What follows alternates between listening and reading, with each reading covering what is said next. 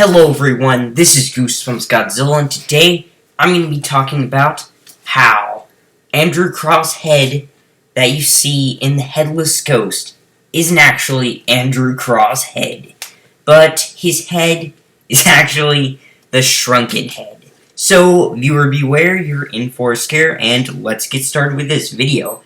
But two things I want to point out, and the first thing is that there are going to be spoilers for the 37th Goosebumps book, The Headless Ghost, and also there's going to be spoilers for the 39th Goosebumps book, How I Got My Shrunken Head. Little spoilers for How I Got My Shrunken Head, not huge, major spoilers, but mainly going to be talking about the shrunken head itself instead of, the whole plot to the book. But anyway, guys, let's get to the other thing that I wanted to talk about, and that is that I have an important announcement at the end of this video.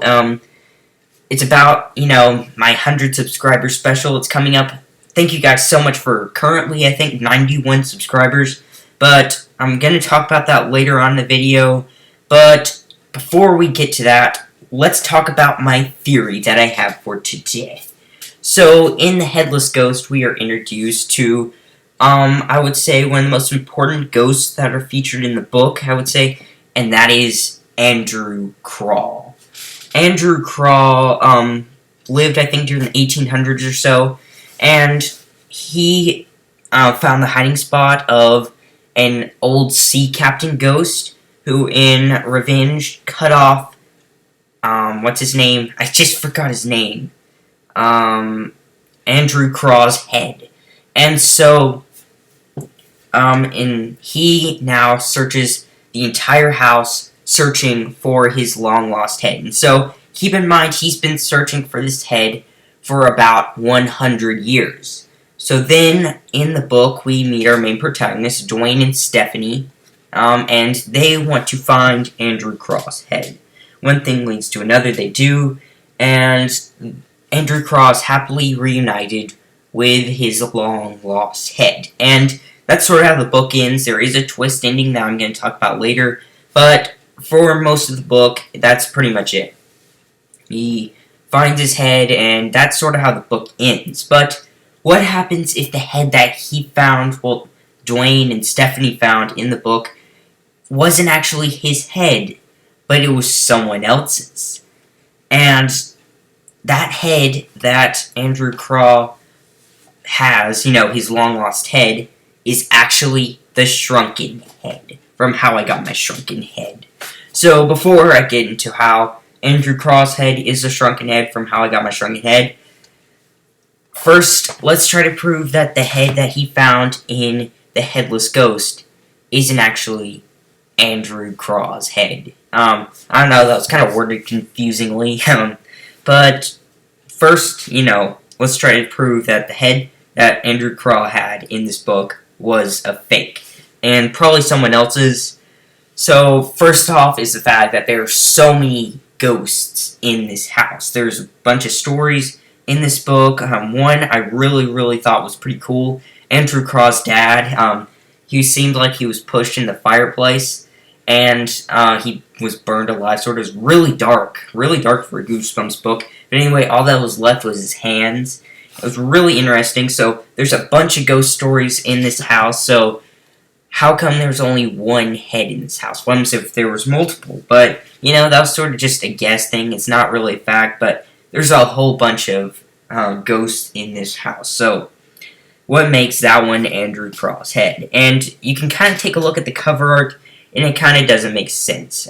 This may be an overanalysis, but if you take a look at Andrew Craw's head that he is holding, it doesn't really look like a 13-year-old's face. According to Goosebumps Wiki, and I think the book and stuff like that, Andrew Craw is 13 years old, and this head really doesn't look like a 13-year-old. Again, this may be overanalysis, but it honestly doesn't. And also, there's the fact that he's holding the head in his hands, sort of like the Headless Horseman. This kid has been trying to find his head for over 100 years, and there's two things wrong with that. First off, the fact that he was unable to find it the main protagonist and the main protagonist's friend found it in one night, or 2 nights or so. And he has been searching for it for like 100 years. So it's just really strange that he hasn't already found it. And again, there's the fact that he's holding in his hands. He's been searching for the head for hundreds, well, not hundreds of years, just 100 years or so. And he finally finds the head, and he's holding the head in his hands. It just really doesn't make sense. It's very, very strange.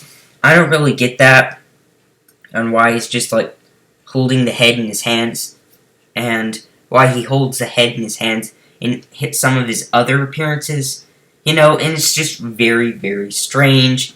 I don't really get that. He's been searching for it for 100 years, and he's holding it in his hands instead of sticking it on his body. Very strange, I think. He could easily lose it again. I think that kind of proves that really isn't his head, but from the book itself, I think it kind of proves that as well. And that is because of the death of Otto and Edna. So these two are the tour guides who run a tour in the place that Andrew Craw haunts. It's called Hill House. So they, go over and they find...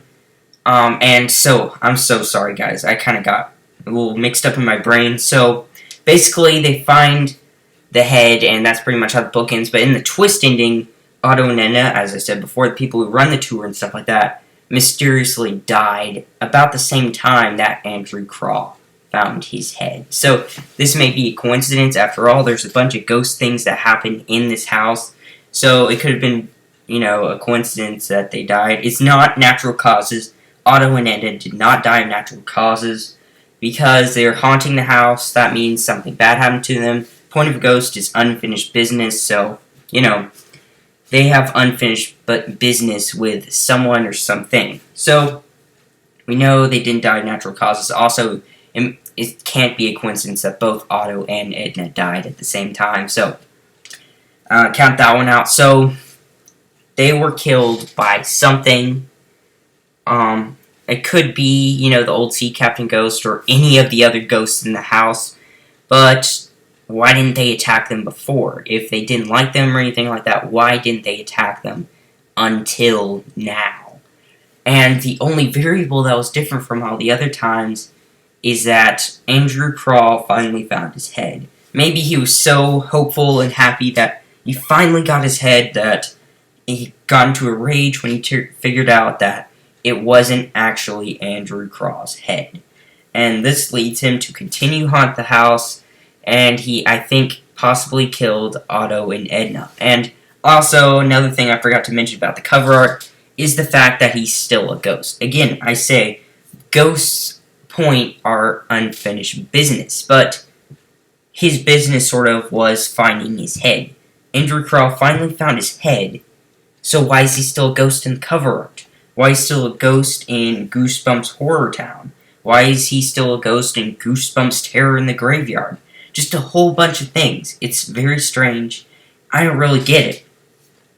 Unless that wasn't actually his head. So, I think, honestly, I've pretty much proven that Andrew Craw didn't really get his real head.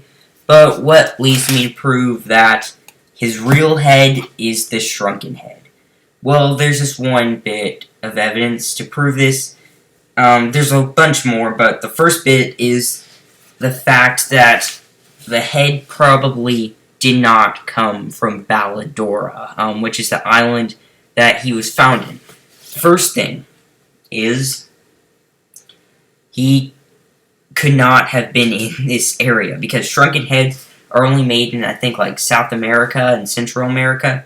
They weren't found anywhere else, just South America and Central America. And so, how come they ended up in an island in Asia? We know it's in Asia because there was a tiger in How I Got My Shrunken Head, and also, I think, in the map to the episode. I can't believe I remember this, but I think the island Ballador was pointed in the continent of Asia. So, almost 100%, it's in Asia, and shrunken heads aren't found in Asia. So, how come this shrunken head was found here? And so you might say that possibly it was made by the Muglani, which was shipped all the way to here. The Muglani are guaranteed, I think, to be in the Amazon or someplace in that. And they do have shrunken heads and stuff like that. So, maybe they delivered it to there, but it'd be kind of strange how the shrunken head could be delivered it to there because, first off, like, only planes go to the island, and things still being explored and all that stuff, so, weird how they would ship a shrunken head there, especially since the only thing going in and out of there is an airplane, and so unless it was shipped there in modern times, then probably not going to happen anytime soon. But what happens if the old sea captain ghost grabbed his head and put it on the island of Balladora? It would sort of make sense since, first off, he is a sea captain, so you know the seas. Also, second off, there's the fact, also that kind of proves that he's not from there, is in the twist ending to the book when our main protagonist of How I Got My Shrunken Head is wanting to tell his friends at school about,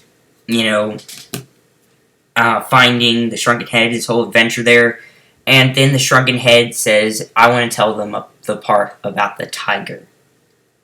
If he was made in Asia, then he probably wouldn't think a tiger is that big of a deal. I get it, they're an endangered species, so still is a big deal, but, this is a shrunken head, so, also, huge piece of evidence right here is the French cover art to the Headless Ghost. If you take a look at it, it honestly looks like a shrunken head, and this actually kind of made me invent this theory.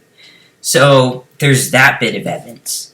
And also, when our main protagonist in How I Got My Shrunken Head sees the fact that the shrunken head's talking, it's kind of strange that he's talking more like a kid. He's like, I want to tell them about the tiger and stuff like that. It kind of sounds like something a child, more likely like a 13-year-old child would say, and that fits exactly with the Headless Ghost. Because the kid is 13, and the cover shows a shrunken head, but you might think, okay, both are haunted shrunken heads, possibly, but what makes this one, more special than the other one? What happens if they're both sort of haunted shrunken heads? But as I said before, shrunken heads are not made there, most likely, unless it was from a ghost or something like that. It would be really weird for the shrunken head to just pop up here. So that's what really makes it special, and the fact that how it's different from all the other shrunken heads. And, all that. But pretty much, guys, that's the end of my theory. Comment down below what you think about it. But now it's time for the important announcement. So, guys, we are getting up to 100 subscribers right now. We are at 91, I think, currently. So I thought we might do possibly something for 100 subscribers. So I'm thinking about it. I really want to do a Q&A like I did for my 50 subscribers, since, first off, my Goosebumps fan is doing one really soon. Can't wait for that one. So there's that. And so I was thinking about maybe doing a giveaway, but there's all these rules and stuff like that I'm kind of iffy on, I don't know really about that. But, I don't really know. Comment down below what you guys think I should do for 100 subscribers. I'll announce one of your suggestions, I guess, when I get to 95 subscribers, I guess, and sort of announce my announcement for 100 subscribers. So comment down below what you guys think I should do for my 100 subscribers special.